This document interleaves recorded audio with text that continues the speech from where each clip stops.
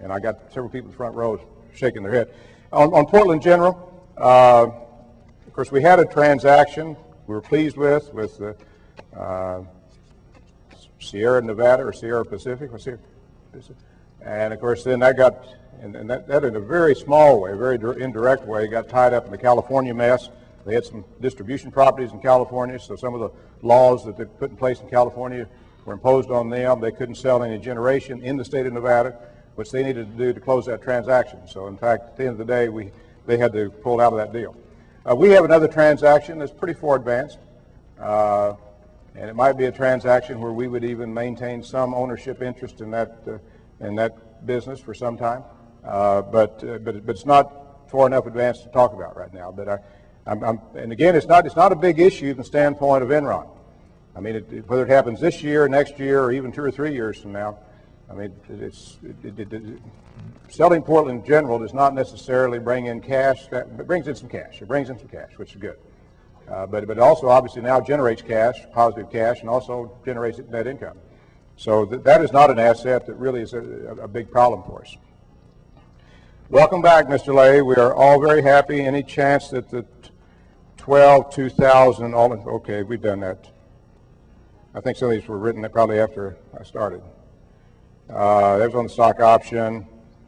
As low as our stock price is, high as our growth is, are we a prime target for takeover? What precautions are we taking to prevent this? I don't think we are, and of course I think it's the same reason I've given before. Obviously, we think the stock price is very depressed. I mean, as I tell people, not only are we not a growth stock now, we're not a value stock, we're a deep value stock. But again, it gets back to the intellectual capital part. I mean, the success of this operation, this company, is determined by the people. And so most companies would be very reluctant to try to take it over, just from the standpoint that if they lose a lot of the key talent, the franchise isn't worth very much. Let me go back and finish these up because we're going to run out of time here in a little bit. Please address the floor plans and desk setups in Enron Building South. We have been told on some trading floors the desks have only 2 drawers and chairs are within 3 feet of each other.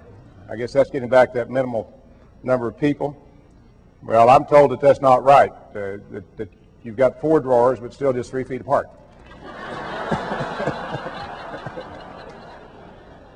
Well, we at least addressed one of your concerns. But as I said earlier, I think there's going to be let me say, a lot of the people that, particularly in the traders, kind of like to be fairly close so they don't have to scream so much. But each business group has had a lot of input on this as to exactly the way they want to design their floor.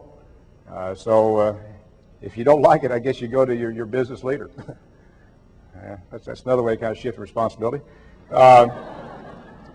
With a lot of DSL vendors declaring bankruptcy, is there any opportunity for Enron to entertain the possibility of entering the market as provider of these services at a rate which is lower than what is typically offered? The typical price for broadband portal ranges from $45 on up. That is not a business that we want to get in. We're going to leave the last mile solution primarily to the regional bells and others, and that means it's going to go very slow and cost you a lot of money. That's just the nature of that business. Now, we are, in fact, pulling together at the retail level some larger users, network users, and so forth. So that's kind of a little exception to that, but certainly not the residential, small commercial market. There was a brief announcement about a month ago that Enron is entering a strategic agreement with Microsoft. We're going to hear about that soon. Is it a broadband agreement? It is a broadband agreement. We will be, and we still can't give much detail, and that's that Microsoft's not yet ready to kind of roll that out.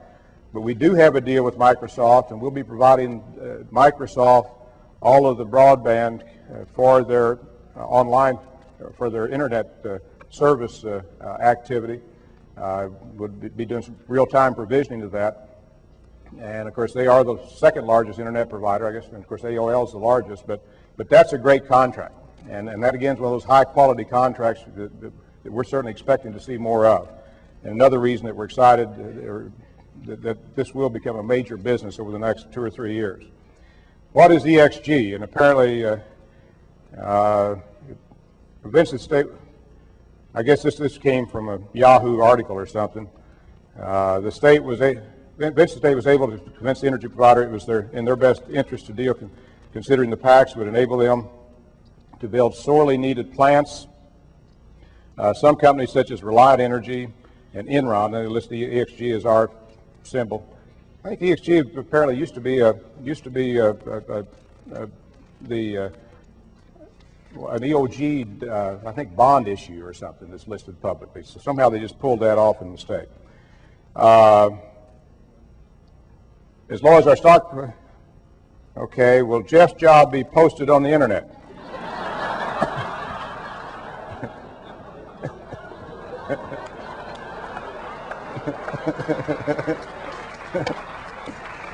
Hadn't thought about that.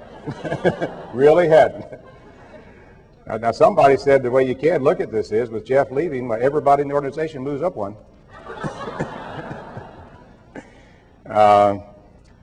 Will Enron continue to encourage? Now this isn't all my eyes, folks. I mean, I got horrible writing, but some of you beat me.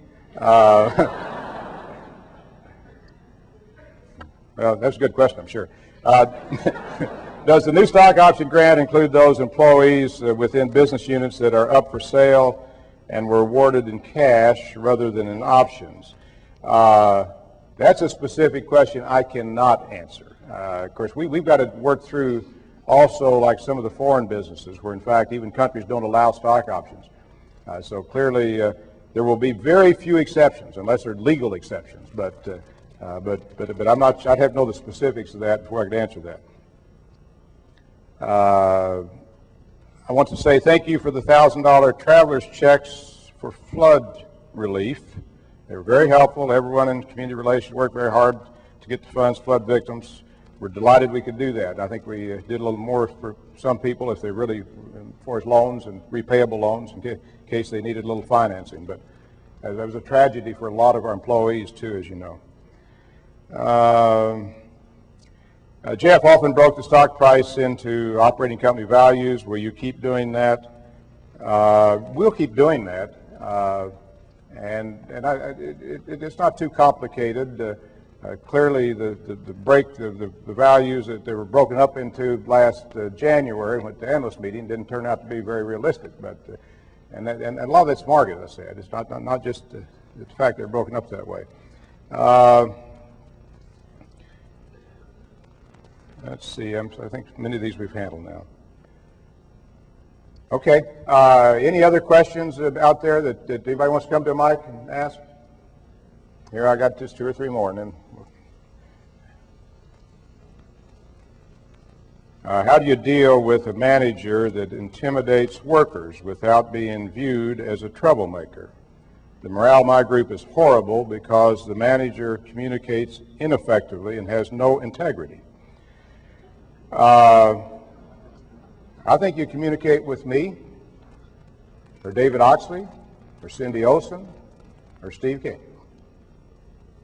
Because indeed, if we know it, we will not tolerate that.